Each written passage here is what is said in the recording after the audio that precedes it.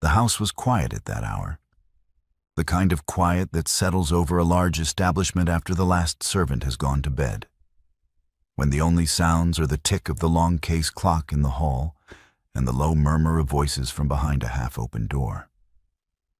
Helena Thurston-Crewe had come back downstairs for a book she had left in the morning parlor, her candle held low, her feet soundless on the runner. She was 38 years old, and she had lived in this house for 11 years, and she knew every creak of every stair, every draft that crept under the east wing doors in October, every corner where the gaslight pooled and every corner where it did not reach. She knew Marbury House the way one knows a place where one has been entirely alone, thoroughly and without sentiment. She was passing the billiard room when she heard her husband's voice, easy and unhurried, and she paused not because the words were meant for her, but because something in the tone, that particular note of a man speaking without thinking, speaking the way one breathes, made the candle flame shiver as if a window had come open somewhere in the dark. Inside, Marcus stood at the table with his cue, his brother Edward at the far end with a brandy glass, and the click of ivory filled the silence between them in a comfortable, masculine rhythm. Edward had been talking about his own wife. The affectionate, half-exasperated way men of their class talked about wives at 11 o'clock, as though the subject were slightly amusing and entirely settled. He had asked the same of Marcus, and Marcus, mid-shot, without lifting his eyes from the table, had answered, "Oh, I care for her like I care for the furniture, Edward. Quite genuinely. One simply doesn't think about it." Helena stood in the corridor. She stood there long enough for Edward to laugh, a short, comfortable laugh, and for Marcus to complete the shot, and for the ball to cross the table and click against the cushion and roll to a stop. She stood there long enough to understand that her husband had not said a cruel thing. He had said a comfortable thing, the way a man says what he has always believed without knowing he believed it, and that was considerably worse. She did not move until the click of the next ball. Then she walked back to her room. Her writing desk stood in the corner beside the window, where she had placed it herself 8 years ago because the light was better there in the mornings, and Marcus had never asked why she had moved it from the wall. The essay she had been working on before dinner sat exactly as she had left it, mid-sentence, the ink dry on the nib. She sat down, picked up the pen, and finished the paragraph. It was a good paragraph. She read it back once, made 2 small corrections, and set down the pen. She did not weep. She sat for a moment in the chair that she had chosen herself, in the room she had arranged herself, in the house she had run for 11 years without once being asked whether she found the work interesting. And she understood, not with the sharp surprise of betrayal, but with the flat, clarifying finality of a thing one has always known and simply not examined, that she had been living inside a very comfortable drawer. By 1 o'clock, she had opened the drawer of the writing desk and taken out the stack of pages she kept beneath her correspondence. 6 essays, fair copied in her own hand, each signed with the name Aurelius Penn, in the same ink she used for everything else, because the name had never felt like a disguise so much as a door she used when the front entrance was not available to her. She set them on the desk beside the unfinished manuscript and looked at them for a moment, and put them back. By 3 o'clock, she had written to her grandmother's solicitor, Mr. Aurelius Penn of Gray's Inn, requesting information about the availability of rooms to let in the Bloomsbury district, specifying her requirements: a sitting room, a bedroom, a table large enough for a writing desk, and noting that she would require occupancy within the fortnight. She had also written to Mr. Combe, her publisher, at his offices in Museum Street, to inform him that she would be calling in person within the week, Both letters were sealed and addressed before the first housemaid had come down to light the kitchen fire. She was, she thought, being entirely reasonable. She was not in a rage. She was not performing a dramatic gesture. She was simply making a practical decision, in the same unhurried way she had always made practical decisions, with the difference that this one was for herself rather than for the household. She thought about the dinner party 6 years ago, the one at which she had offered a considered opinion about the second reform debates, something she had read about carefully and thought about for several weeks. And Marcus had laughed. Not cruelly. He had simply laughed, the way a man laughs at a child who has wandered into a conversation about matters that don't concern her and said, "Helena, you are charming," and turned back to his guests. She had not offered an opinion at her own dinner table since. She thought about her father, the Baron Ashfield, who had taught her Greek at the same table where he taught her brothers, because he said the mind did not have a sex, and it would be a waste of a good library to restrict it. She thought about the drawer in the writing desk, and the 6 essays, and the column in the Edinburgh Review that had devoted 2,000 words last spring to analyzing the argument of Aurelius Penn's latest piece. And she thought about Marcus, reading that column at his club and saying, at dinner 3 weeks later, that it was the finest argument for reform he had read in a decade, and Helena refilling his water glass and saying nothing. She opened the wardrobe and began, methodically, to consider what in this house actually belonged to her. The answer was more specific than she had expected. The writing desk was hers. Her father had given it to her the year she turned 20. The books were hers, most of them. The small watercolor above the fireplace was hers, a gift from a friend before her marriage. The clothes were hers, though bought with Marcus's money, and she would leave the more elaborate ones, the ones she had worn as furniture. She would take the plain ones, the working ones. She folded a gray wool traveling dress across the back of the chair and began to make a list. Outside, the October dark was beginning to thin at its edges. Somewhere in the street below, a cart horse shifted its weight and a wheel scraped stone. Helena wrote the list in her neat, unhurried hand. And when she had finished, she set it beside the 2 sealed letters and looked at all 3 together. She was not leaving out of pain. She was leaving because a woman who had been writing under another man's name for 4 years, in secret in the small hours before the household woke, was not furniture. She had simply been behaving like it. And the furniture, as she had decided sometime around 2 in the morning, was now choosing where it sat. Augusta Thurston-Crewe arrived at Marbury House 2 mornings later without sending word ahead, which was her custom, and proceeded directly to Helena's dressing room, which was also her custom, and opened the door without knocking, which had always been her custom, and which Helena had long since stopped remarking upon. Helena was standing at the open trunk with a folded gray dress in her hands. Augusta surveyed the room, the trunk, the bare dressing table, the absence of the small items that accumulate around a woman in residence, and said, in the brisk, carrying voice she used when addressing a situation she intended to resolve before luncheon, "You will stop this immediately." "Good morning, Augusta," Helena said, and laid the dress in the trunk. "You are making a fool of yourself. Marcus has done nothing. There is nothing here to leave over. Nothing that any reasonable woman could point to and name as cause." Augusta moved further into the room, positioning herself between Helena and the trunk in the manner of a woman accustomed to occupying space as a form of argument. "A wife of your standing does not behave this way. Whatever has got into you, you will put it away and come down to breakfast, and we will say no more about it."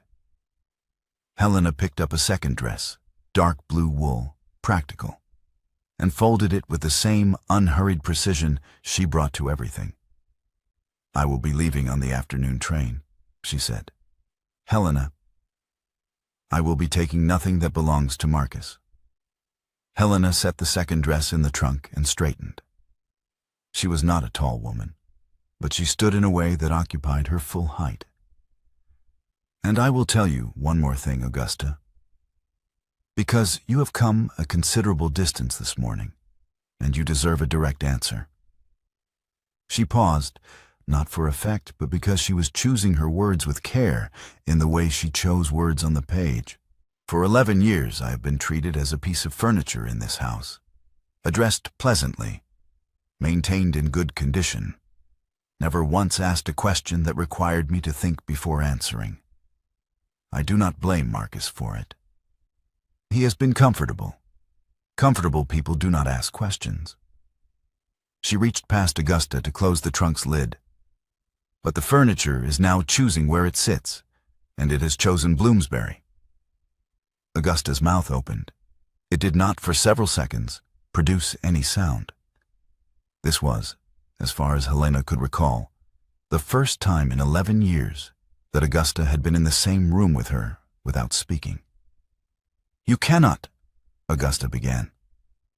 "I can," Helena said, without raising her voice. "I have written to Mr. Fenn. I have written to my publisher. I have packed one trunk." She turned to the bell pull. "I am going to ring for Thomas to bring it down now. You are welcome to stay for tea if you would like. But I will be leaving at 2:30 regardless." Thomas arrived, and the trunk went down, and Helena descended the stairs of Marbury House at 2:15 carrying the trunk, her writing desk tucked under Thomas's arm at her instruction, and a folded paper in her coat pocket bearing the Museum Street address of Mr. Coombs' publishing offices. She did not look back at the house, not from sentiment and not from the effort of not looking. She simply did not need to.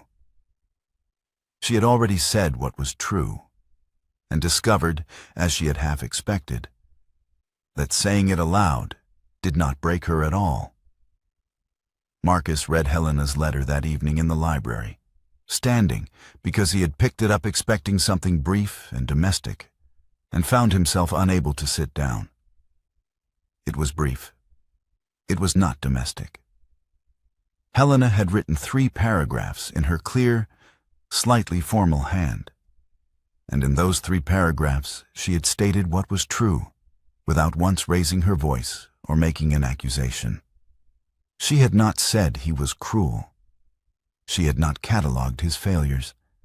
She had simply described, with the quiet precision of a woman who had been thinking carefully for 11 years, what their marriage had been, and what it had not been, and informed him that she had taken rooms in Bloomsbury, and would be grateful if correspondence regarding Oliver's school term was addressed to her there. He read it twice. Then he set it on the desk and walked to the window. Over the following 10 days, he discovered things he had not known he did not know. He discovered, standing in Helena's dressing room on the 3rd day, that he could not name a single book she was currently reading. He had known, in a general way, that she read. There had always been a book somewhere in the vicinity of Helena, but he could not have named the author or the subject of any of them. He walked to the morning parlor and found the shelf where she kept her current reading and stood before it for a long time, looking at the titles, and recognized none of them except the Greek texts, which he had not known she read in the original. He discovered, at his club on the 5th day, sitting in his usual chair by the window with the evening papers, that he could not describe to himself what his wife's voice sounded like when she was happy. He knew what she sounded like when she was managing something: the dinner table, a difficult guest, a household crisis. And he knew what she sounded like when she was being polite to his mother, which was a specific and particular register, but happy. He sat in his chair and tried to remember, and could not. He wrote. The first 2 letters were formal, which was how he wrote when he was uncertain. The formality was a kind of caution, a way of not saying too much before he knew what there was to say. The third letter was less formal. The fourth was a single page asking if he might call. He received no reply to any of them. He went to Bloomsbury on the 8th day. The rooms above the bookseller on Museum Street were up a narrow stair, and he stood on the landing in the rain for 4 minutes before the door opened 6 inches and Helena's hand appeared, holding a folded wool blanket and a cup of tea. The hand set both items on the threshold. The door closed. Marcus looked at the blanket and the cup of tea on the landing floor. He picked them both up. He sat down on the top stair, wrapped the blanket around his shoulders, and drank the tea, which was hot and very good, in the manner of a man who has nothing else available to him and knows it. He sat there for an hour while the rain continued, listening to the sounds from the bookseller's shop below. The bell above the door, the low voices, the occasional movement of someone on the other side of Helena's door.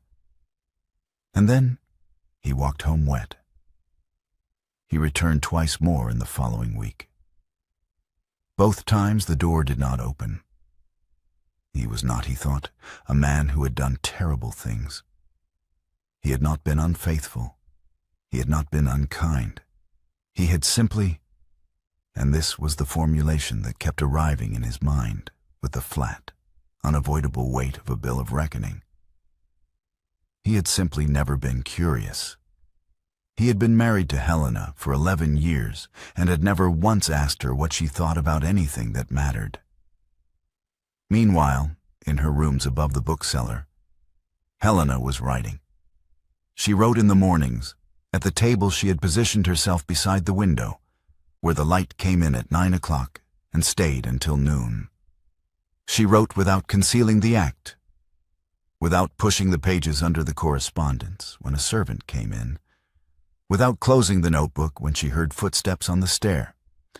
She wrote because the thoughts were there, and the room was hers, and there was no one at the breakfast table to make the act feel like something requiring justification. 3 essays in 5 weeks. The first 2 she sent to Mr. Combe within a fortnight of arriving in Bloomsbury, and he published the second one in the November number of his quarterly. The third she was still working on when a column in the Edinburgh Review devoted its central 2,000 words to an analysis of Aurelius Penn's latest argument, calling it the most rigorous application of liberal political theory to the question of married women's legal standing that the journal had encountered in a decade. Marcus read the column at his club on a Wednesday afternoon and found himself, against any expectation he had formed about his own opinions, agreeing with every line of it. He read it twice, made a note in the margin, a habit he had when reading arguments he intended to use, and set the journal aside. He did not yet know why the voice felt like something he had heard before. He would think about that later, and the thinking would cost him considerably. Augusta, meanwhile, had begun her campaign with the methodical efficiency of a woman who had been managing social consequence for 40 years, at family dinners, from which Marcus was now frequently absent. Helena was described as having a difficult season, in the tone one used for women who had suffered some unspecified nervous complaint. Letters went to 3 mutual friends. A remark was made at a dinner at the Home Secretary's, to the effect that Lady Marbury had been rather overwrought since the autumn, and that one hoped she would recover her equilibrium before the spring. Augusta was not cruel in any of this. She was simply efficient, and she believed, with the absolute conviction of a woman who had arranged her own life around the same principle, that a wife's standing was inseparable from her husband's, and that any deviation from that arrangement was a kind of structural failure, like a wall coming loose from its foundation. The Royal Academy held its public lecture on the last Thursday of November, and both Marcus and Helena attended separately and without prior knowledge of the other. Helena had come for the lecture, a paper on the Elgin marbles, which she had opinions about. and Marcus had come because his secretary had put it in the diary, and he had not thought to remove it. They encountered each other in the first-floor corridor at the interval, in the press of people moving between the lecture room and the refreshment tables. Marcus saw her first. She was standing slightly apart from the crowd, looking at a painting on the corridor wall with the focused attention she brought to things she found genuinely interesting. And he stopped walking because the sight of her, in a dark blue dress he did not recognize, without the household expression she wore at Marbury House, was briefly disorienting, the way a familiar room looks different when all the furniture has been moved. "Helena," he said. She turned. She looked at him for a moment with the particular quality of attention she gave to things she was deciding how to handle. Then, without speaking, she reached out and straightened his cravat, the way she had always done, 11 years of it. The automatic, unthinking gesture of a woman who has dressed beside a man long enough to treat his appearance as a matter of household maintenance. Her fingers adjusted the knot, smoothed the linen, and then did not withdraw quite when they should have. Her hand rested at his collar for a second longer than the gesture required. He did not breathe. She withdrew her hand, turned, and walked past him into the next room without speaking. Marcus stood in the corridor for a moment, then continued toward the refreshment table, where he stood with a glass of claret and did not drink it. Mr. Combe died on the 14th of December, of an apoplexy at his own desk between the Morning Post and luncheon, which was, as his widow Mrs. Combe noted to Helena 3 days later, very much in keeping with the way he had lived. Mrs. Combe was a composed, practical woman of 60 who had managed her husband's business affairs for 30 years from a position of formal invisibility. And she came to Helena's rooms in Bloomsbury on a gray Tuesday morning with a pot of tea and a proposal that she laid out with the directness of someone who has already thought through every part of it. A rival publisher, she named him, had learned of Aurelius Penn's identity through a source she had not yet identified, and had made an offer. A substantial sum in exchange for Mrs. Combe's confirmation. Mrs. Combe would not act without Helena's consent. Helena had 1 week. "If you decline," Mrs. Combe said, setting down her cup, "he may find another way to confirm it. The source exists. I cannot make it not exist." "And if I consent," Helena said, "then we choose the terms. We choose the venue. We choose the timing and the form of the announcement." Mrs. Combe looked at her steadily. "We make it yours, Mrs. Thurston-Crewe, or we let it be taken from you." Helena sat with that for a moment. Outside, the bookseller's bell rang twice as someone came in from the street. "Give me a few days," Helena said. That night, the letter arrived from Oliver's school. The headmaster had written to both parents, separately, simultaneously, with the quiet urgency of a man who has learned that fever in a 9-year-old boy can move quickly and is not inclined to reassure anyone unduly. Helena read the letter standing at the table, then put on her coat and went downstairs to find a cab. Marcus arrived at the school 40 minutes after she did. He came through the door of the sick room and stopped when he saw her sitting on the far side of Oliver's narrow bed. And she looked up at him, and they conducted an entire conversation in the space of 2 seconds, without either of them speaking. Then Marcus took the chair on his side of the bed, and they sat. Oliver was flushed and restless, his hair damp against the pillow, muttering occasionally in a way that made Helena's hand tighten on the coverlet. The school's physician came twice through the night and said what physicians said when they were being careful, that the fever must run its course, that the boy was strong, that they should watch for certain signs and send for him if they appeared. Marcus and Helena watched, and the night went on. Near 4 in the morning, the quality of Oliver's breathing changed, steadied, deepened, lost the shallow, quick quality that had kept Helena counting between breaths for the last 3 hours. The physician came again at 4:30 and said the fever had broken. Oliver slept. Helena leaned her head back against the wall and closed her eyes. She was very tired, and the relief was not the sharp kind, but the kind that moves through the whole body at once, slow and heavy, like warm water. She heard Marcus shift in his chair, heard the small sound of him setting down the cup he had been holding. And then she felt his hand, careful, deliberate, close around hers across the foot of the bed. She did not open her eyes. She did not pull away. His hand was warm, and she was very tired, and Oliver was breathing evenly in the bed between them. And she let herself stay in that particular moment without deciding anything about it. When Oliver woke at 7 and asked for toast, Helena withdrew her hand, bent to kiss his forehead, told him she would be back on Thursday, and left. Marcus was still in his chair when she went through the door. She was back in Bloomsbury before 9. On her writing desk was the letter she had begun 3 days ago to Mrs. Combe, declining the unmasking. She read it through once. Then she tore it in half.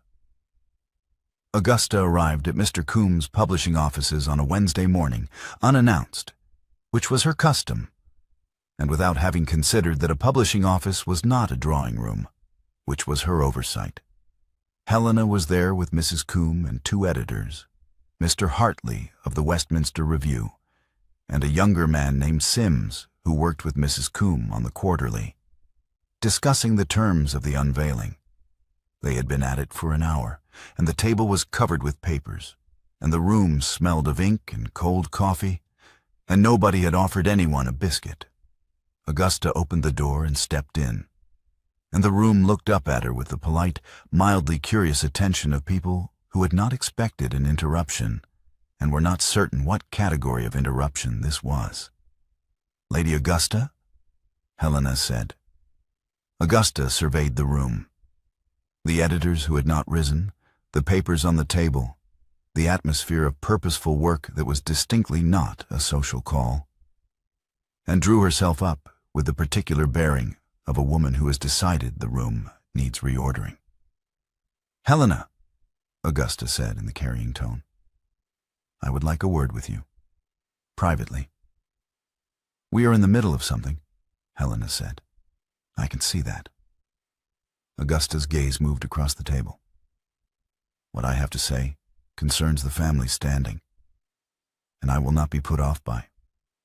"Lady Augusta," said Mr. Hartley from the far end of the table, in the mild, unhurried voice of a man who edits one of the most widely read political journals in England and is not easily unsettled.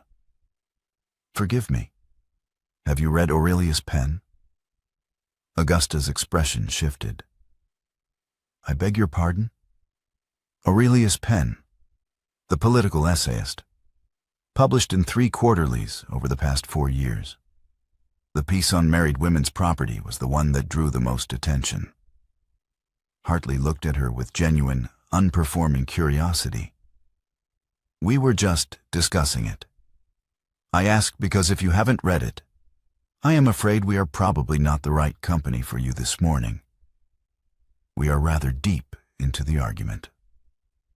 Augusta said, in a tone that contained several years of social certainty, "I do not read political journalism." Hartley nodded pleasantly. "Then I think you may find us poor conversation, ma'am." The room was quiet. Mrs. Combe refilled her own cup. Young Sims made a small note in the margin of his page. Helena sat with her hands folded on the table and said nothing at all, because nothing was required of her. Augusta, who had in 40 years of social life never once stood in a room where her rank did not immediately reorganize the air around her, stood for a moment in a room where it had made no discernible difference to anyone.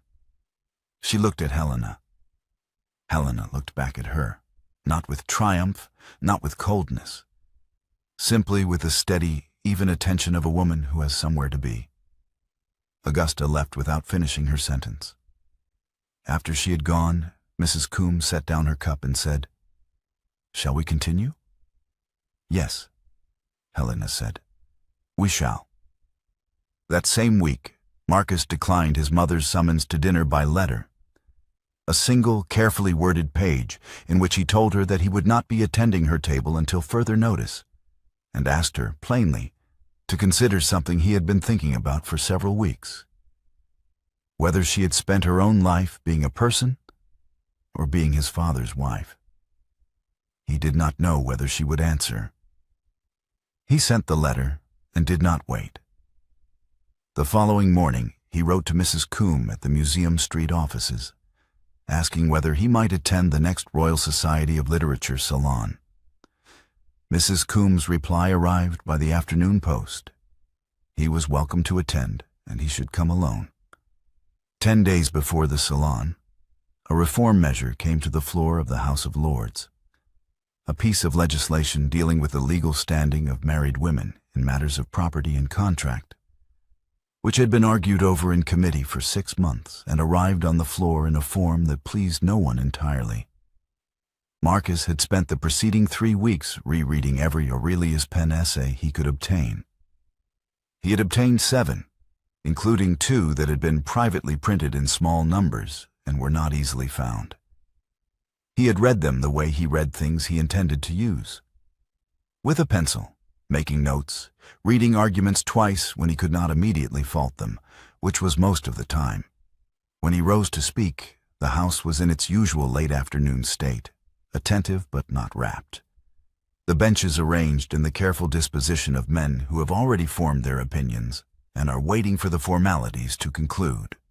Marcus stood, adjusted his papers, and opened his remarks by saying that he wished to begin with what he considered the most penetrating argument he had read on this question.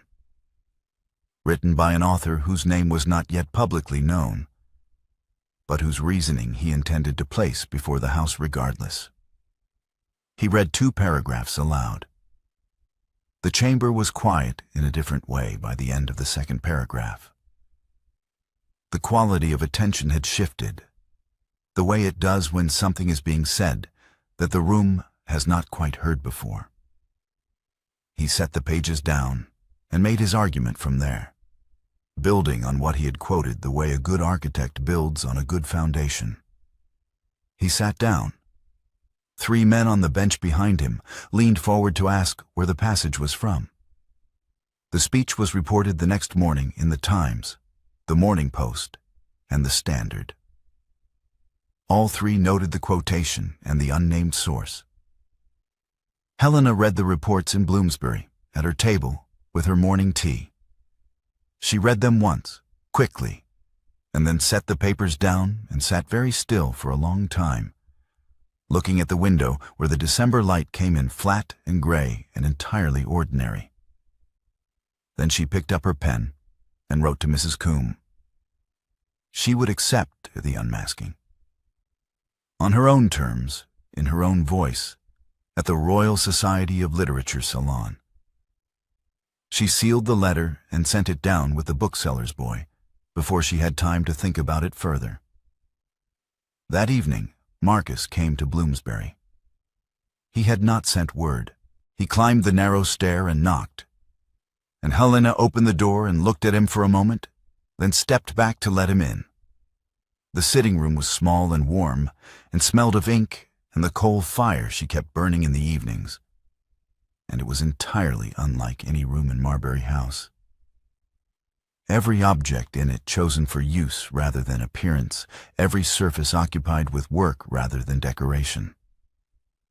Marcus stood in the middle of it and looked around, and something in his expression was not what she was accustomed to seeing there.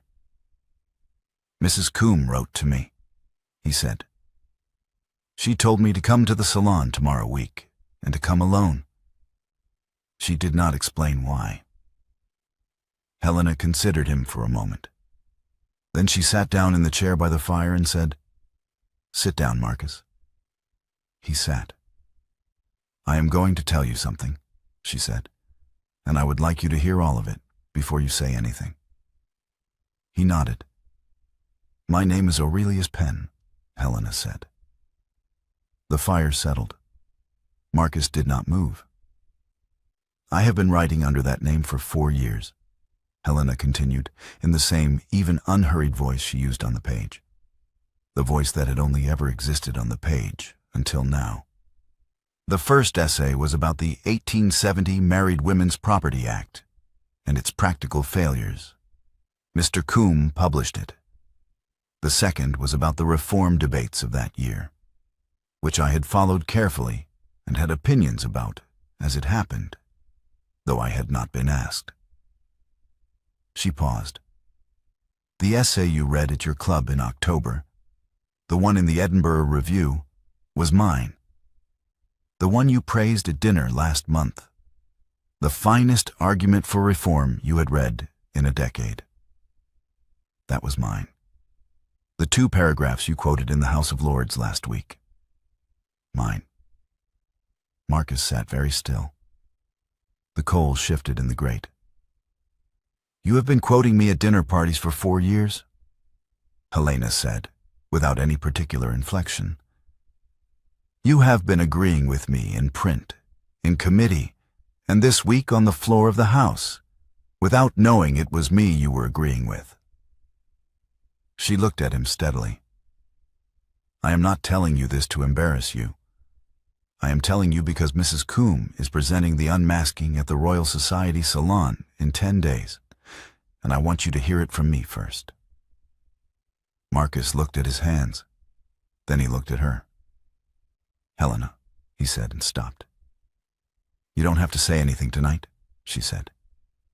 "I have to say something," Marcus said. He stood up, took 2 steps, and sat down again. Not from agitation, but from the particular restlessness of a man who has too many things arriving at once, and is trying to put them in order. "I have been sitting in my club for 6 weeks trying to understand what I did."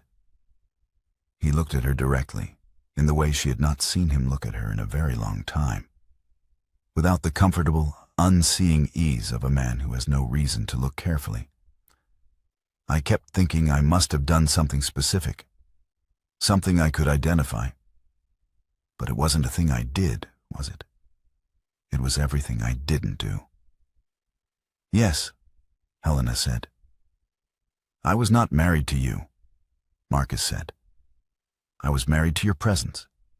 You were in the house and you poured the tea and you managed everything, and I never once—" He stopped. "I cannot tell you what your laugh sounds like when something genuinely pleases you. I realized that at my club, in my usual chair, and it was the worst thing I have thought in 6 weeks, which has been a considerable competition." He looked at her. "Is there any future, any version of things in which I might be permitted to learn you? Not to have you back, not to return to what we were. I understand that is not on offer. But to begin." Helena sat with that for a moment. The fire was low, and the room was quiet. And outside on Museum Street, someone was moving crates in the bookseller's yard with the rhythmic scrape of a man working late. She crossed the parlor, she stood before him. And she looked at him for a long moment with the focused, decided quality she brought to things she had thought through carefully. Then she bent and kissed him. Once, slowly, with the steadiness of a woman who has chosen her terms and will not be hurried out of them. She straightened and looked at him. "Come tomorrow week," she said. "Come to the salon. Sit in the room and listen. And then, when it is done, you can decide whether you are able to bear being married to Aurelius Penn." The Royal Society of Literature held its winter salon at Somerset House on the 18th of December in the long first-floor room that looked out over the Strand, where the afternoon light came in low and golden through the tall windows and made the room look as it always did at that hour, as though someone had arranged it specifically for a significant occasion. The room was packed. Helena had not expected quite this. She had known Mrs. Combe had been busy, but the number of people present and the particular composition of that number was its own statement. Editors she recognized, and several she did not. 3 members of Parliament in the front rows, 2 cabinet ministers standing near the back, which meant they had arrived late and had come anyway. The president of the society, Dr. Alderton, at the small lectern at the front. And Marcus, standing near the far wall, alone, in the dark coat he wore when he intended to be taken seriously, watching the door when she came in. Helena walked to the front of the room. She had prepared the address over the preceding 10 days, working at the table in Bloomsbury in the mornings when the light was good, writing and revising with the particular quality of attention she gave to things that would only be said once and needed to be right. It was not a recitation of the famous essay. It was an extension of it. The argument taken further, applied to the specific question that the reform debates had left unanswered, refined by 4 years of thinking that had happened in the space between her public silence and her private voice. She stood at the front of the room and began. She spoke for 15 minutes. She spoke in the voice she had used only on paper, the voice with the dry, edged precision that had never appeared in a drawing room, the voice that could hold an argument and a counter-argument and a third position simultaneously, and make the structure of the reasoning visible as it moved. She spoke about married women and property and the legal fiction of coverture, about the gap between the principle of reform and its practical application, about what it meant for a mind to have no legal standing in the country it helped to govern. The room was very quiet. She was 4 minutes in when she saw Marcus's expression change. Not dramatically, not with any visible shock, but with the particular quality of recognition that crosses a person's face when they hear something they know, something they have read, something that is woven into their own thinking and understand suddenly where it came from. He did not look away from her for the remainder of the address.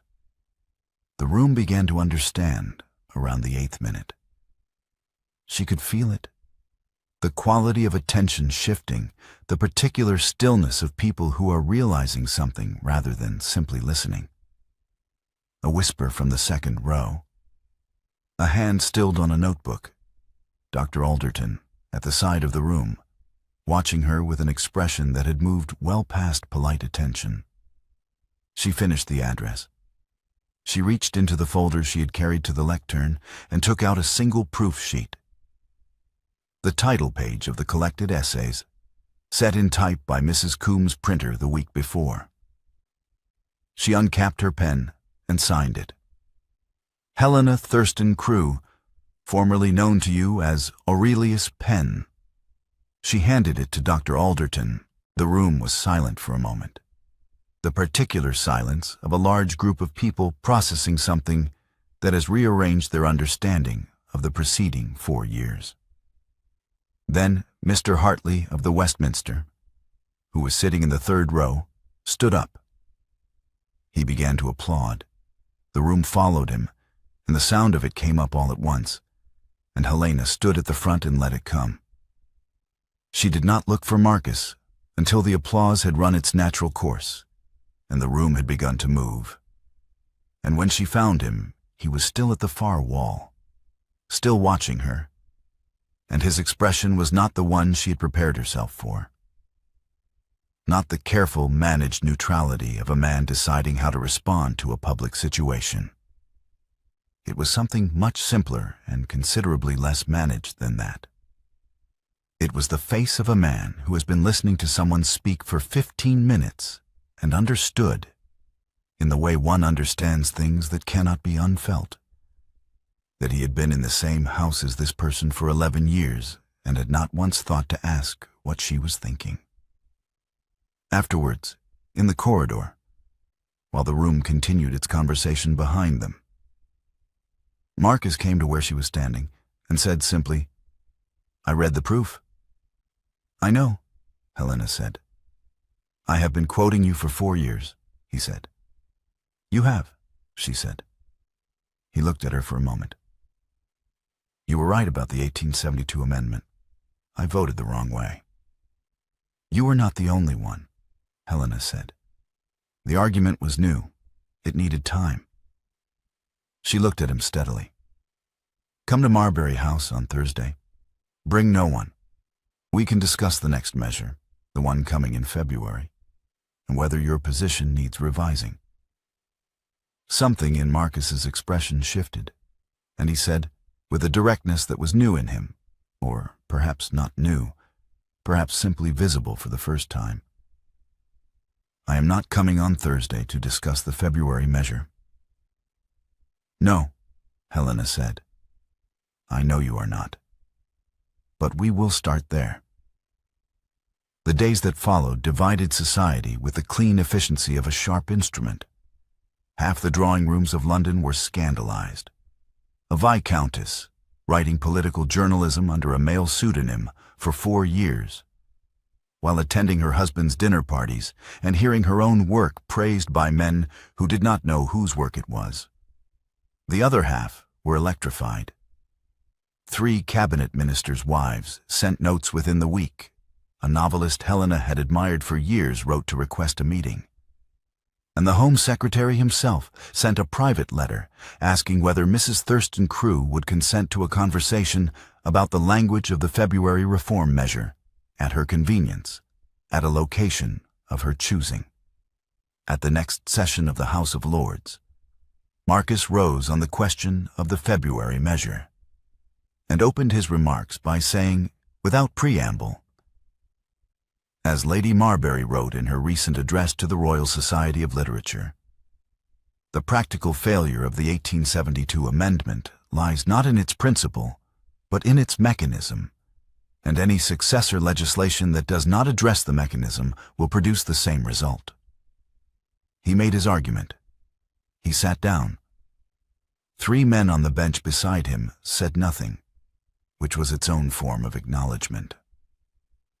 Augusta retreated to her dower house at the end of December and did not appear in London for the remainder of the season.